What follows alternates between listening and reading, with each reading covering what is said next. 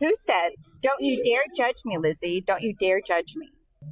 That was her friend. I don't remember her name. That's okay. It was Charlotte Lucas. Okay, question two. How does Jane travel to Netherfield? She takes a horse and she gets stuck in the rain. Yes, yes. Okay. Let's try the third question. What does Elizabeth try to prevent Mr. Collins from doing at the ball?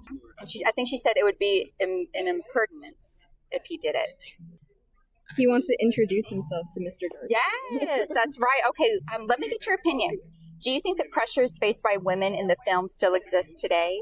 I think so. It's just less about marrying, but more about like the stigma around it, not finding a partner.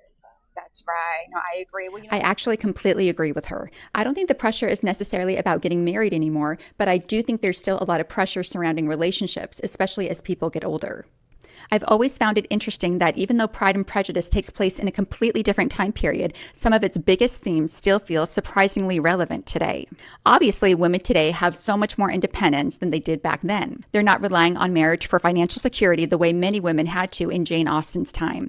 But I do think society still places a lot of value on being in a relationship. I've noticed that once people reach a certain age, there's often this unspoken expectation that they should have found the one by now. And if they haven't, people start asking questions like, why are you still single? Or when are you going to settle down? I think those expectations can create a lot of unnecessary pressure.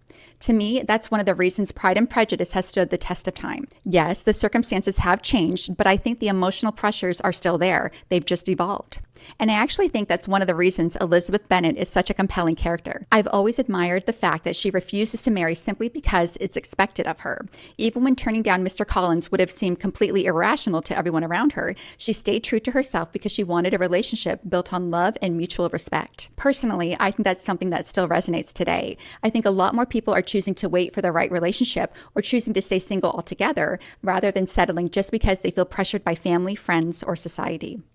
So yeah, I completely agree with her. The pressure may not look exactly the same as it did in Pride and Prejudice, but I definitely think it still exists. It's just taken on a different form. And honestly, I think that's one of the reasons the story continues to resonate more than 200 years later.